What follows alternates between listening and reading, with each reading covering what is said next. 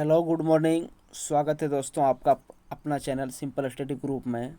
आज हम सीरीज 2 से क्वेश्चन लेकर आ गए हैं। आज हम आप लोग को क्वेश्चन 1 से लेकर क्वेश्चन 36 तक बताएंगे।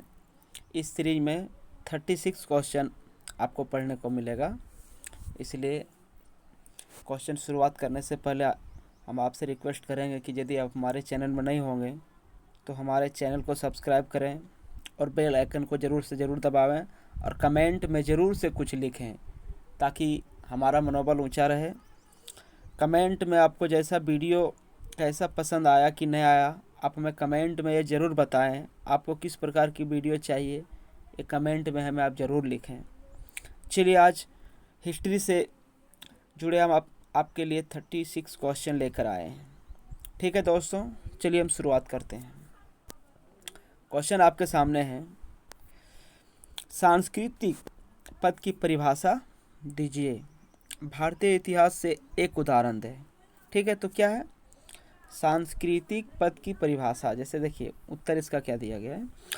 पुरातात्विक सांस्कृतिक शब्द का इस्तेमाल पुरानों वस्तुओं के ऐसे समूह के लिए करते हैं जो एक समान शैली के होते हैं और जो आमतौर पर एक साथ एक खास भौगोलिक क्षेत्र और कालांश से संबंध रखते हैं।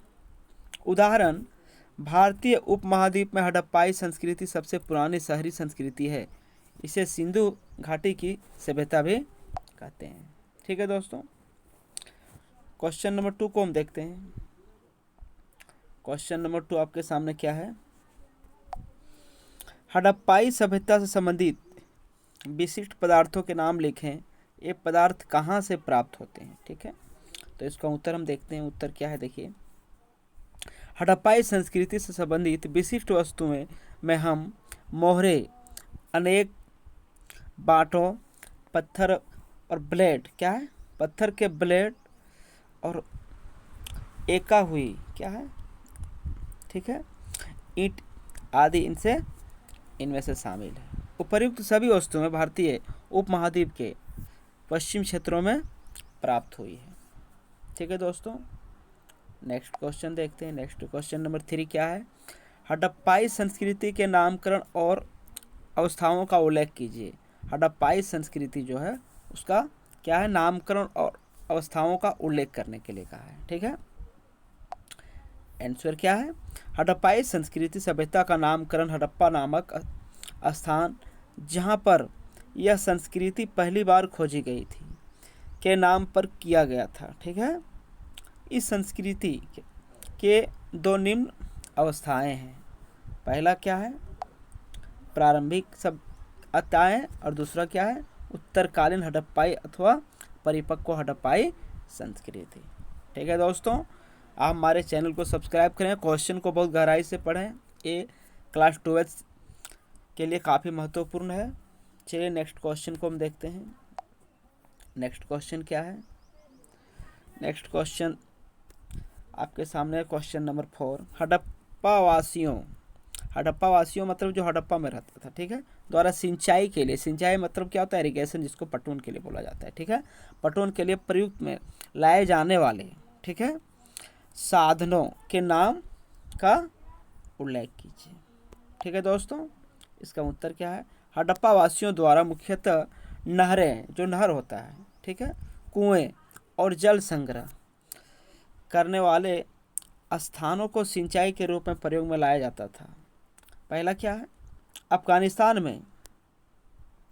अफगानिस्तान में सौतुगई नामक स्थल से हड़प्पाई नहरों के चिन्ह प्राप्त हुए हैं। ठीक है, दूसरा क्या है, हड़प्पा के लोगों द्वारा सिंचाई के लिए कुओं का भी इस्तेमाल किया जाता था। कुआं से, जैसे हम अभी पटवन के लिए जैसे सिंचाई जो करते हैं उसमें हम कुआं से का भी उपयोग कर सकते हैं, तालाब का भी उपयोग कर सकते हैं, नहर का भी उपयोग कर सकते हैं, उस तरह से होता था। ठीक है दोस्तों, तीसरा क्या है, गुजरात के धोलावीरा नामक स्थान से पानी की बावली मिला है। इसे कृषि की सिंचाई के लिए, पानी देने के लिए, क्या है, जल संग्रह के लिए उपयोग किया जाता था। ठीक है दोस्तों, नेक्स्ट क्वेश्चन देखते हैं।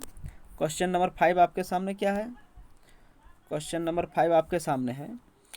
बर्तनों के विभिन्न प्रयोगों का उल्लेख कीजिए। सिंधु घाटी में यह बर्तन किन किन चीज़ों से बनाए जाते थे। ठीक है, बर्तन का उल्लेख करने के लिए बोल रहा है। ठीक है, और सिंधु घाटी में यह बर्तन जो होता था वो किन किन चीज़ों से बनाए जाते थे। ठीक है, आंसर देखते हैं।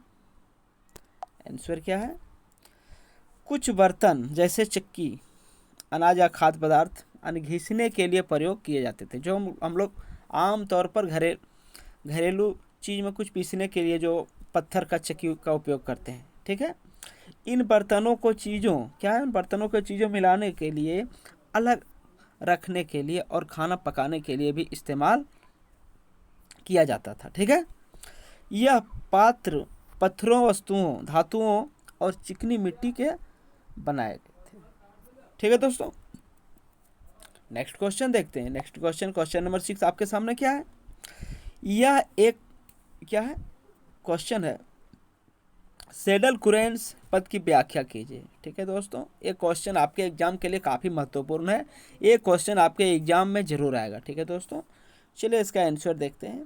आंसर क्या है कि यह एक भद्दा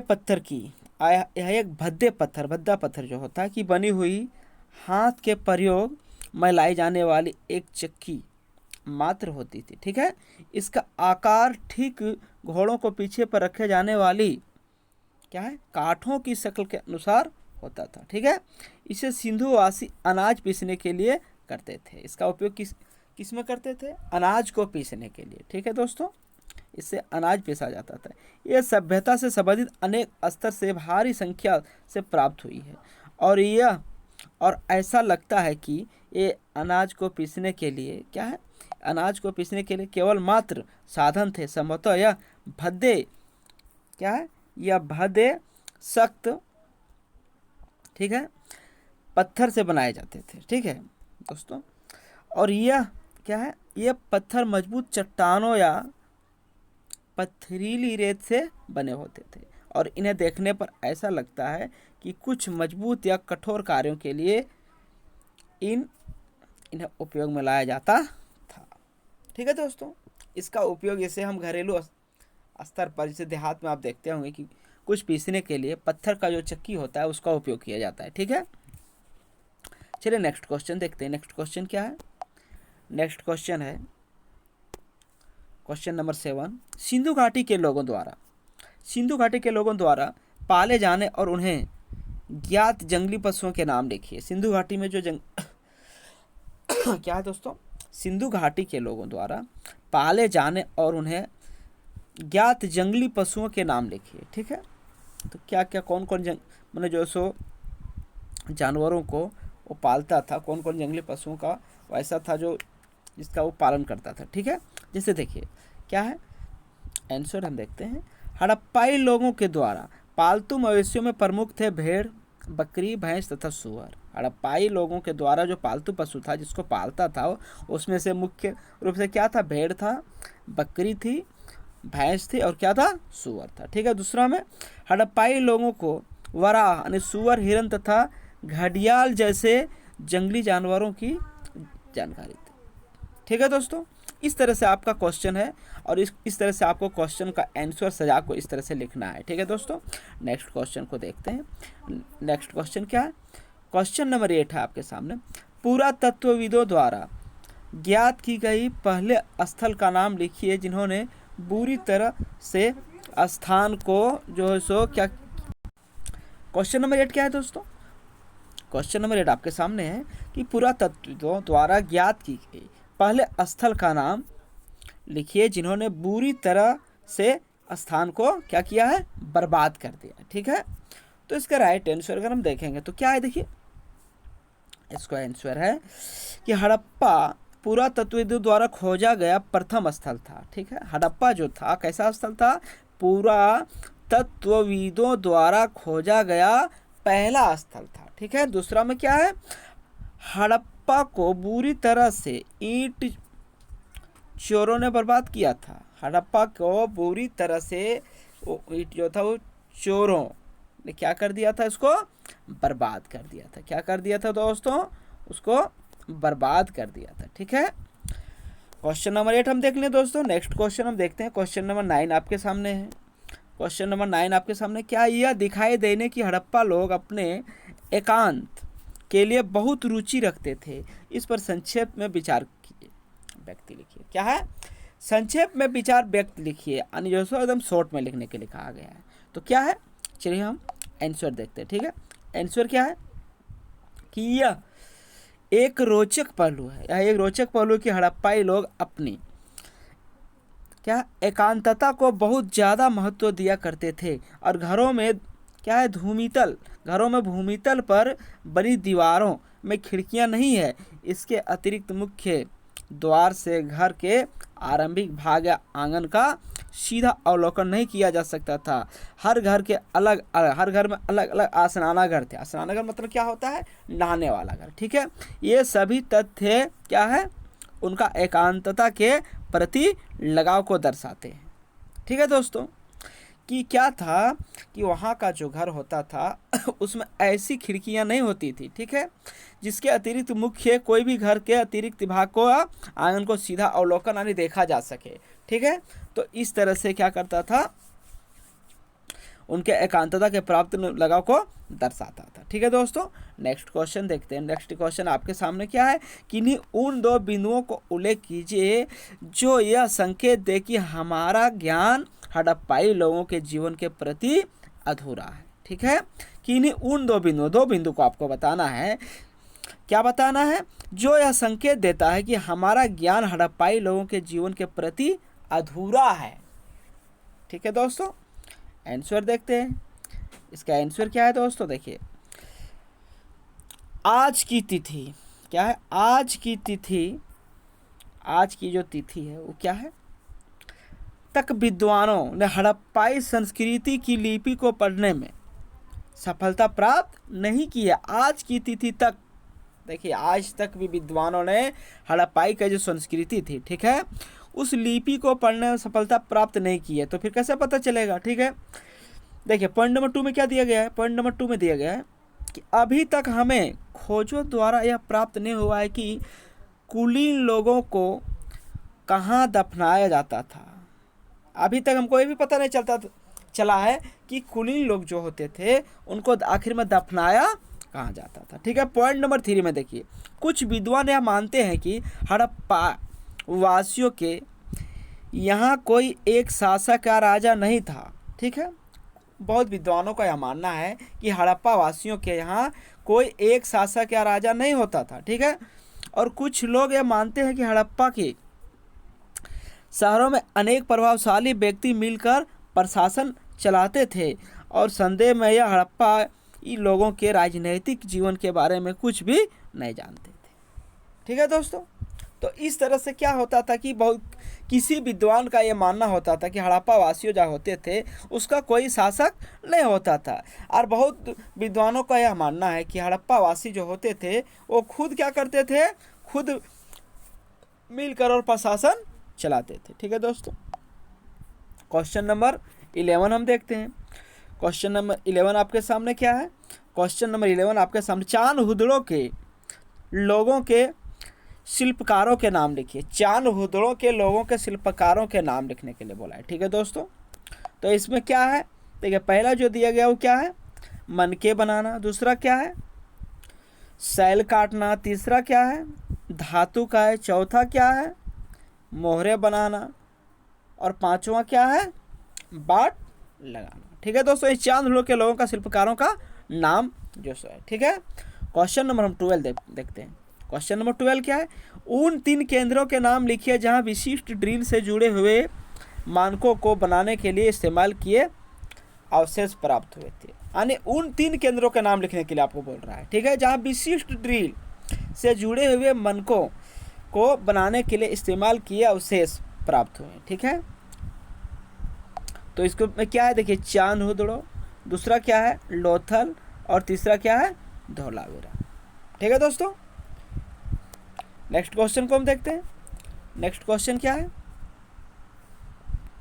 नेक्स्ट क्वेश्चन आपके सामने है क्वेश्चन नंबर 13। ठीक है, क्वेश्चन नंबर 13 में क्या दिया गया है, उन 2 केंद्रों के नाम लिखिए जहाँ पर उन दो केंद्रों के नाम लिखिए जहाँ पर विशेष रूप से शंखों का प्रयोग करके कुछ पदार्थ बनाए जाते थे। ठीक है, उन दो केंद्रों के नाम आपको पूछा गया है। ठीक है, तो उन दो केंद्रों हैं, उसका नाम क्या है? पहला देखिए नागेश्वर, और दूसरा क्या है? बालाकोट। दो प्रमुख शंख बनाने के केंद्र है जहाँ पर इनसे चूड़ियाँ, करछियाँ, चिकारी की वस्तुएं बनाई जाती थी। ठीक है दोस्तों, क्वेश्चन नंबर हम 40 देखते हैं। क्वेश्चन नंबर 14 आपके सामने क्या है? क्वेश्चन नंबर 14 आपके सामने है, सिंधु घाटी सभ्यता के दो सबसे बड़े शहरों के नाम लिखिए। सिंधु घाटी सभ्यता के दो सबसे बड़ा शहर, सिंधु घाटी सभ्यता जो था उसका दो सबसे बड़ा शहर का नाम क्या था? पहला था मोहनजोदड़ो और दूसरा क्या था? हड़प्पा। ठीक है दोस्तों, नेक्स्ट क्वेश्चन को देखते हैं। नेक्स्ट क्वेश्चन क्या है? नेक्स्ट क्वेश्चन आपके सामने है क्वेश्चन नंबर 15, हड़प्पा सभ्यता के लोगों द्वारा वस्तुओं को तैयार करने के लिए, क्या है? हड़प्पा सभ्यता के लोगों द्वारा वस्तुओं को तैयार करने के लिए जिन 3 कच्चे मालों को स्थानीय स्रोतों और 3 वहाँ क्या है प्राप्त कच्चे माल के नाम लिखिए। ठीक है, 3।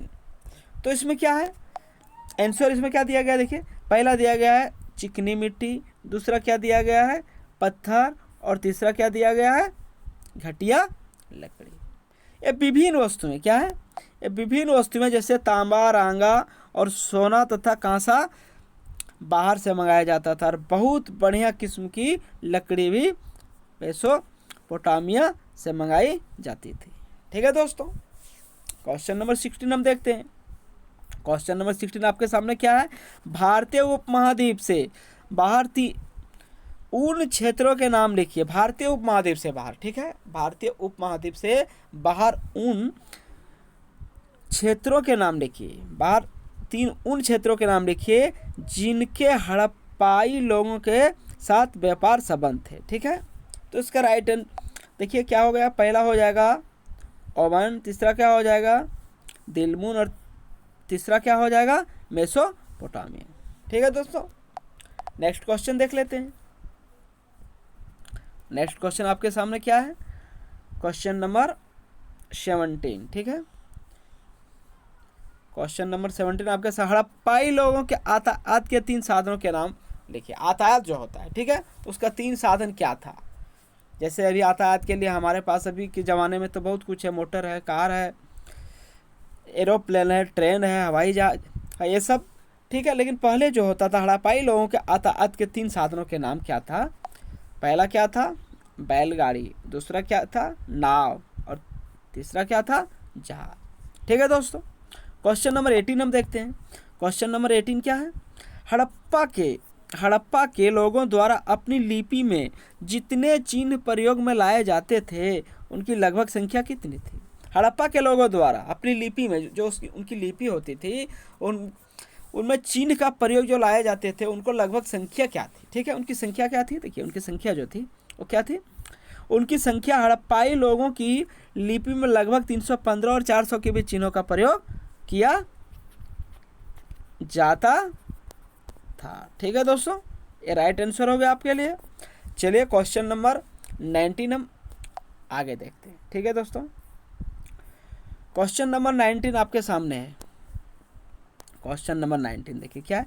उन वस्तुओं के नाम लिखो जो हड़प्पा वासियों द्वारा लिखने क्या है के लिए प्रयोग में लाए गए। उन वस्तुओं के नाम लिखो जो हड़प्पा वासियों द्वारा लिखने के लिए प्रयोग में, हड़प्पा वासियों जो लिखते थे उन वस्तुओं का नाम क्या था? देखिए, उसका नाम था,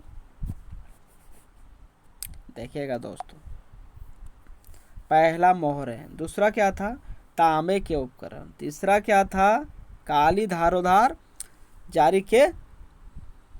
जारों के रिमुख, और चौथा क्या था? तांबे और चिकनी मिट्टी की बनी हुई सारनियों पर। ठीक है दोस्तों, पांचवा क्या था? जेवरातों पर।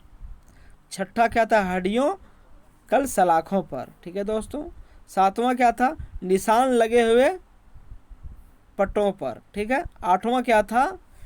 घुलनशील पदार्थ पर भी लिखी जाती थी। घुलनशील जो पदार्थ होता था उस पर भी लिखी जाती घुलनशील। यह पदार्थ समय से गुजरने के साथ साथ समाप्त हो गया। ठीक है दोस्तों, नेक्स्ट क्वेश्चन देखते हैं। क्वेश्चन नंबर 20 आपके सामने है। क्वेश्चन नंबर 20 आपके सामने है कि क्या आप ऐसा सोचते हैं कि हड़प्पा के लोगों में साक्षरता बहुत ज़्यादा फैली हुई थी? क्या आप ऐसा सोचते हैं कि हड़प्पा के जो लोग होता था उसमें क्या साक्षरता मतलब क्या होता है, शिक्षा के बारे में बहुत ज़्यादा कुछ फैली हुई थी? तो क्या इसका राइट आंसर हम क्या देखेंगे? देखिए आंसर चलिए देखते हैं क्या है।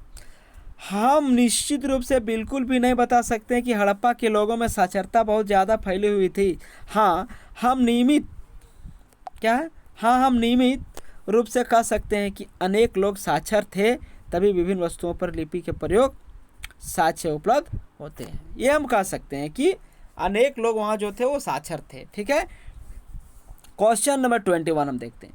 क्वेश्चन नंबर 21 क्या है? भारतीय पुरातत्विक विज्ञान के जनक सामान्यतः किसे कहा जाता है? भारतीय पुरातत्व विज्ञान के जनक सामान्यतः किसे कहा जाता है? ठीक है, आंसर क्या है दोस्तों? आंसर है अलेक्जेंडर कनिंघम को सामान्यतः भारतीय पुरातत्व विज्ञान का जनक कहा जाता है। किसको? अलेक्जेंडर को। ठीक है दोस्तों, आप यदि हमारे चैनल में नहीं होंगे तो हमारे चैनल को आप सब्सक्राइब करें और बेल आइकन को ज़रूर दबावें और कमेंट में हमें ज़रूर बतावें कि आपको ये वीडियो कैसा लगा। ठीक है दोस्तों, चलिए नेक्स्ट क्वेश्चन को देखते हैं। हम आगे अगला सीरीज 3 लेकर हम फिर आएंगे, फिर हम जो सो आगे क्वेश्चन करेंगे। चलिए क्वेश्चन हम देखते हैं 22। एक सारणी के माध्यम से आरंभिक तथा विकसित हड़प्पा संस्कृतियों के विभिन्न ज्ञात वस्तुओं की संख्या संबंधित आंकड़ों दो प्रमुख सिंध और बेलिस्तान क्या है चोलिस्तान के माध्यम से तुलनात्मक रूप में लिखिए। ठीक है दोस्तों, इसका आंसर क्या है? आंसर इसका हम देखते हैं। बस्तियों की कुल संख्या कितना थी? 106। ठीक है दोस्तों, चोलिस्तान में सिंध में कितना था? 106 और चोलिस्तान में कितना था? 239। आरंभिक हड़प्पा स्थल 52 और चोलिस्तान में क्या था?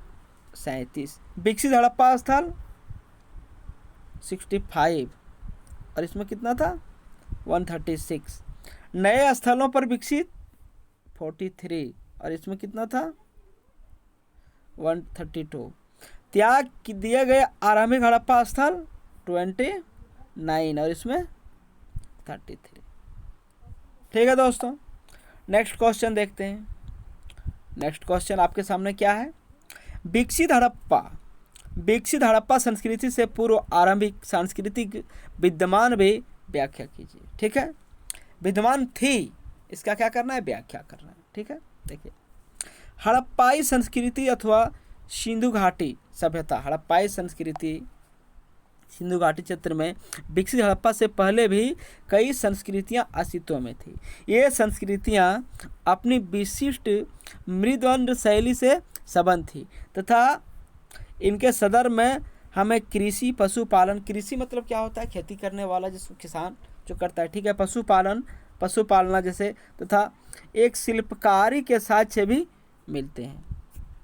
बस्तियां आमतौर पर छोटी होती थी। बस्तियां जो होती थी वो कैसे होती थी? छोटी होती थी, स्मॉल होती थी और इनमें बड़े आकार की संरचनाएं लगभग न के बराबर, बड़े आकार की जो संरचनाएं बनावट थी वो न के बराबर होती थी। ठीक है, कुछ स्थलों पर बड़े पैमानों पर अग्निकुंड तथा कुछ अन्य स्थलों के त्याग दिए जाने से ऐसा प्रतीत होता है कि आरंभिक हड़प्पा तथा हड़प्पा सभ्यता के बीच।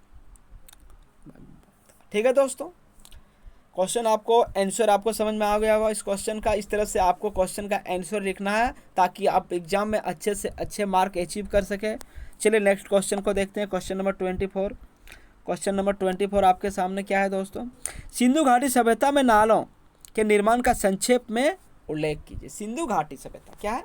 सिंधु घाटी सभ्यता में नालों के निर्माण का संक्षेप में उल्लेख करने के लिए बोला है, नालों का निर्माण का। ठीक है, देखिए आंसर देखते हैं। आंसर क्या है?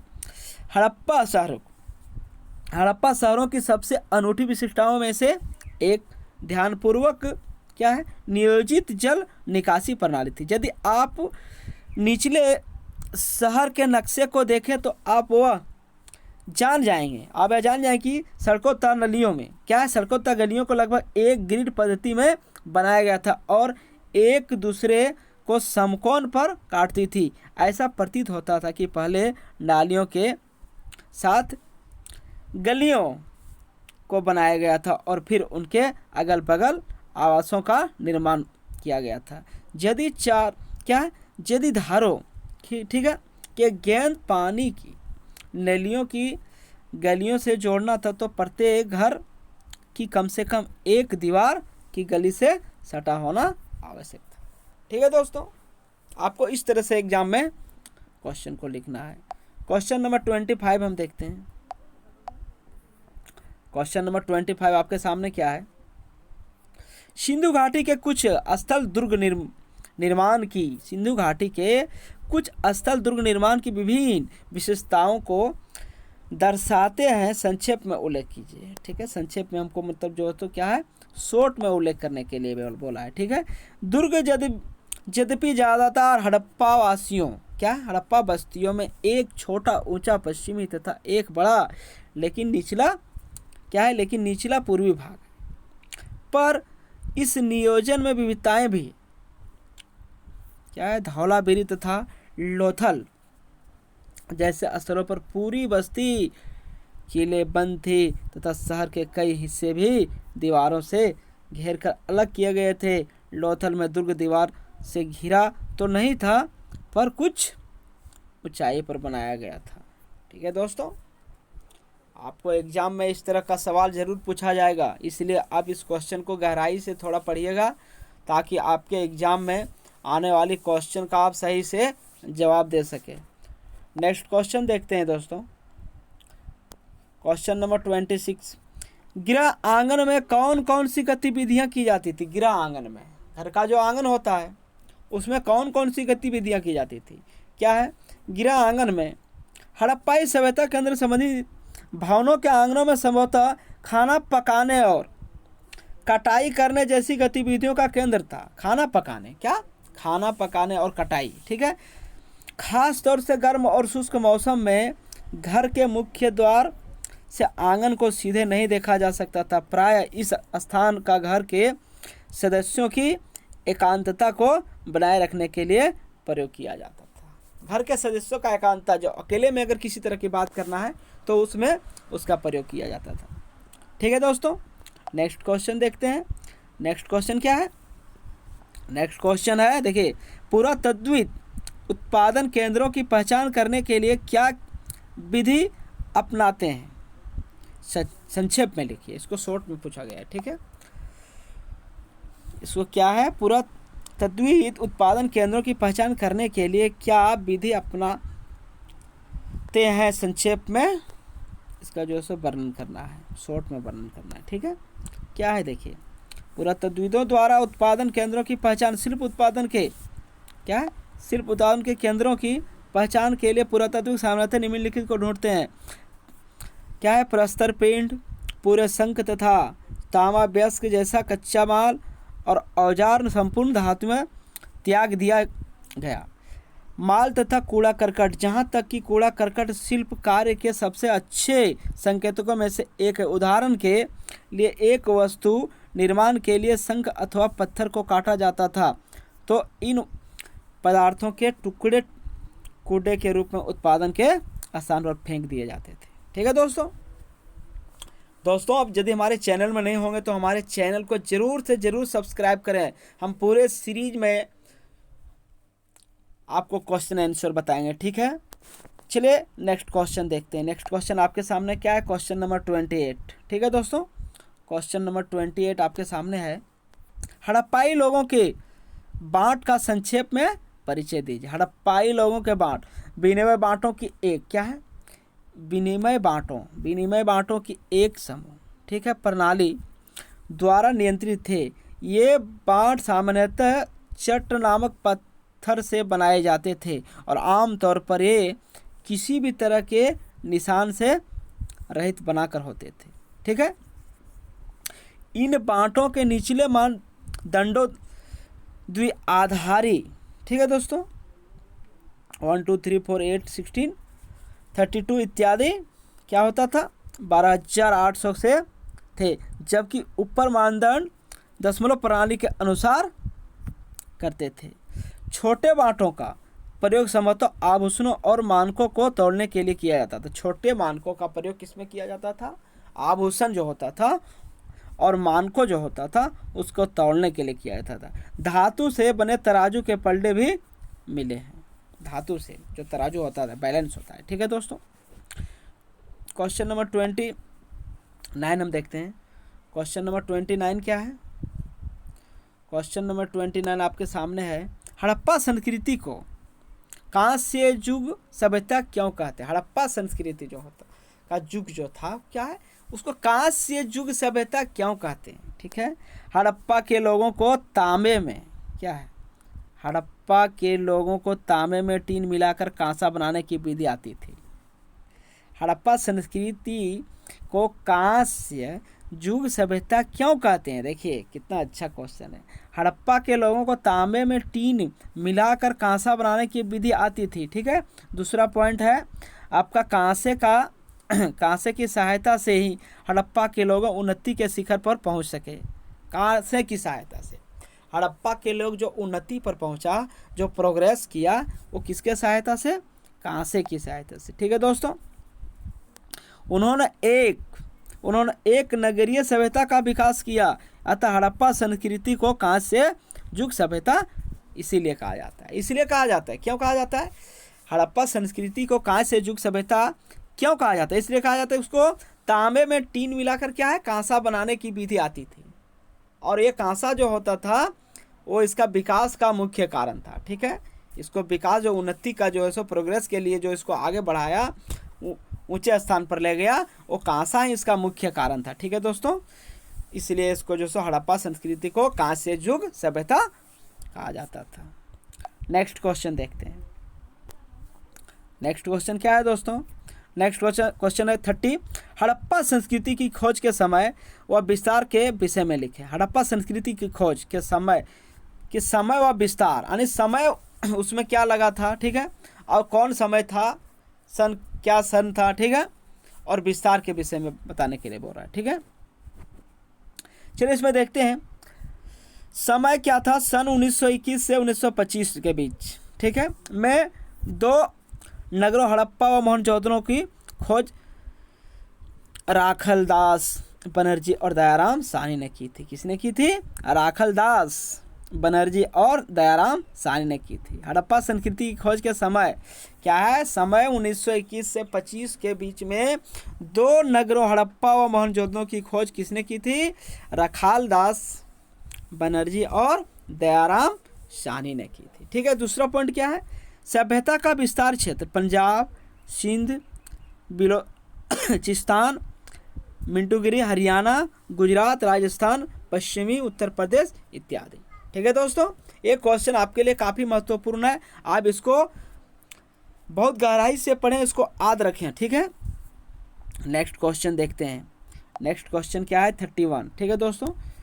क्वेश्चन 31 आपके सामने है। हड़प्पा संस्कृति की माप तोल प्रणाली और वैदिक काल के ग्रामीणों के विषय में व्याख्या करें, ठीक है।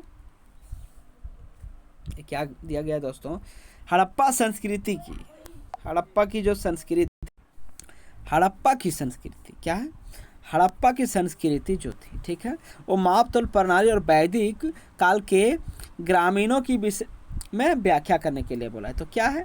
देखिए, खुदाई में 16 के गुण में बांट प्राप्त हुए जैसे, ठीक है दोस्तों, कई प्रकार के माप इत्यादि, ठीक है दोस्तों। क्या है? खुदाई में 16 गुण में बांट प्राप्त हुए इत्यादि। दूसरा क्या है? वैदिक सामाजिक व्यवस्था की प्रथम इकाई परिवार था।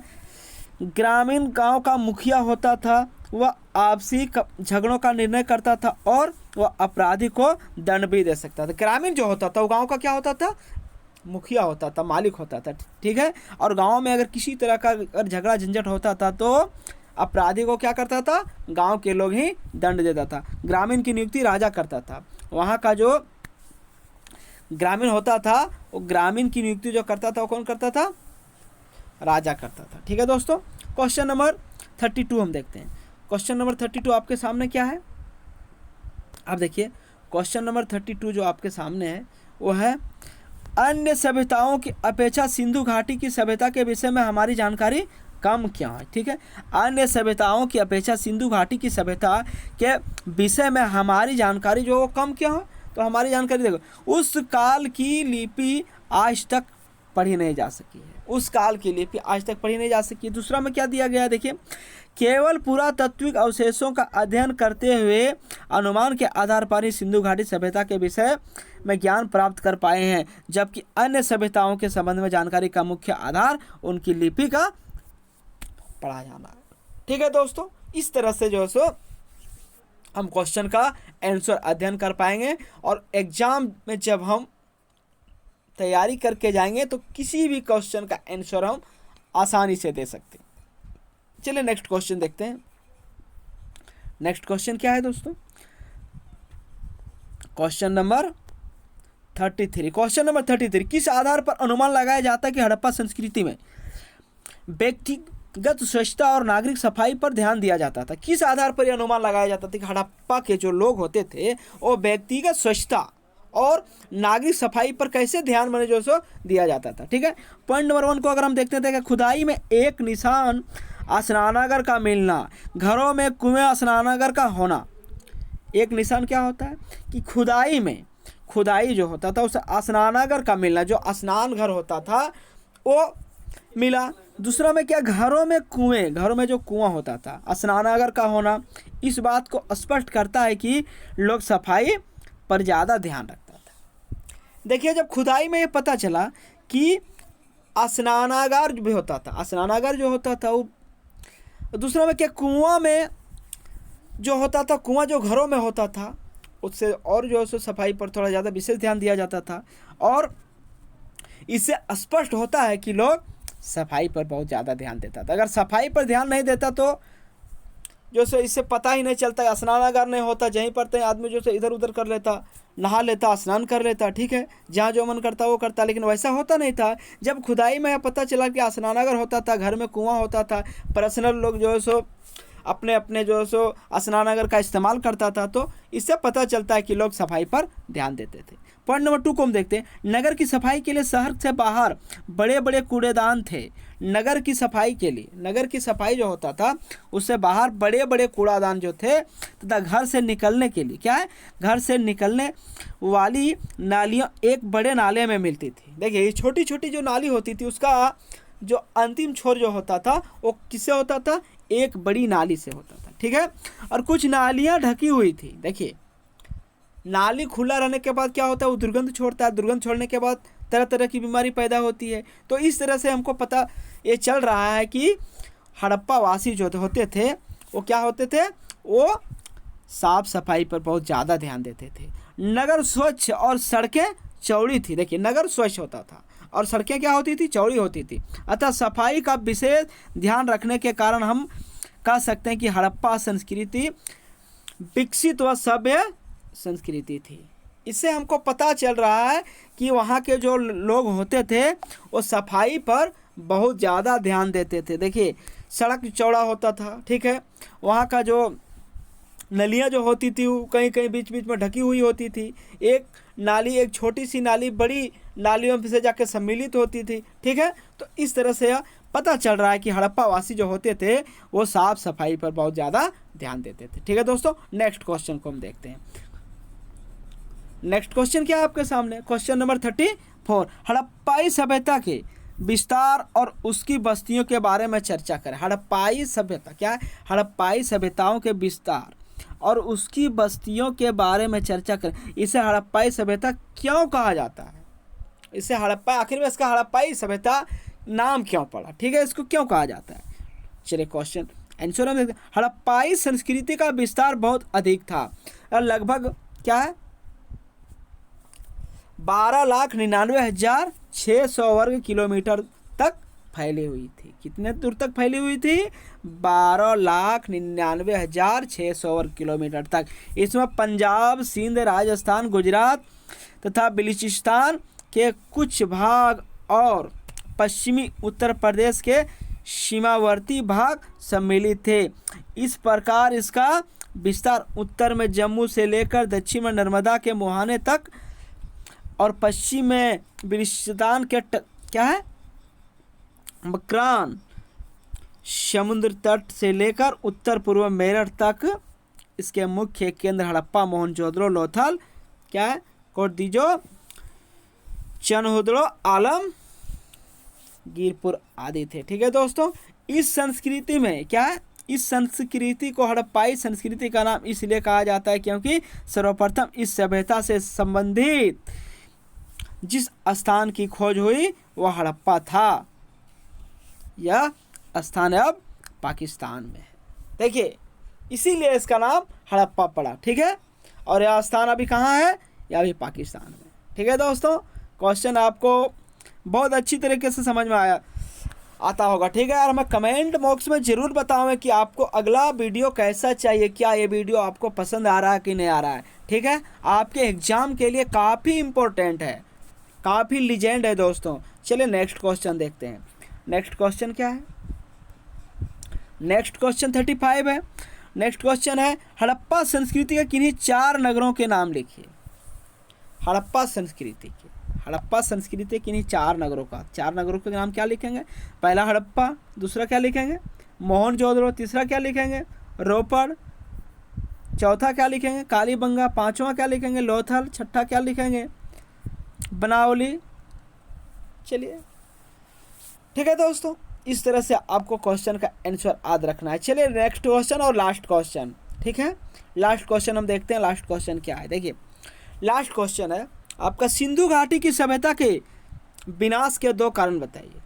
सिंधु घाटी की सभ्यता का विनाश, सिंधु घाटी के सभ्यता का विनाश कैसे हुआ, आखिर में उसका क्या रीजन था, उसके बारे में हमको जो सो पूछा गया है सवाल। ठीक है, चलिए क्वेश्चन का आंसर इसका हम देखते हैं। क्या सिंधु घाटी की सभ्यता के विनाश के मानता कारण की है। पॉइंट नंबर 1 को हम देखते हैं। यह कल्पना की जाती है कि सिंधु घाटी सिंधु नदी की बाढ़ों में ने इस सभ्यता को नष्ट कर दिया। देखिए यह भी कल्पना किया जाता है कि सिंधु नदी की जो बाढ़ होती थी वो इसको क्या कर दिया, इस सभ्यता को नष्ट कर दिया। पॉइंट नंबर 2 में अगर हम देखेंगे तो क्या क्वेटा जैसे किसी बड़े भूकंप ने इस सभ्यता को नष्ट कर दिया है। अगर हम दूसरी पॉइंट में देखते हैं तो क्या बताता है, क्वेटा जैसे किसी बड़े भूकंप जो आया था उन्होंने इस सभ्यता को क्या कर दिया, नष्ट भ्रष्ट करके रख दिया। ठीक है, तीसरा में अगर हम देखेंगे तो क्या बताता है, देखिए भयंकर सूखा तथा उसके कारण जलाभाव एवं रेगिस्तान का विस्तार। भयंकर सूखा पड़ने के कारण भी वो नष्ट हो सकता है, इसका मुख्य 3 कारण बताया गया है। चौथा कारण में देखिए क्या दिया गया है, किसी खूंखार विदेशी आक्रमणकारी जाति अथवा जातियों या प्रकृति विपत्ति महामारी भी इसके विनाश का कारण हो सकती है।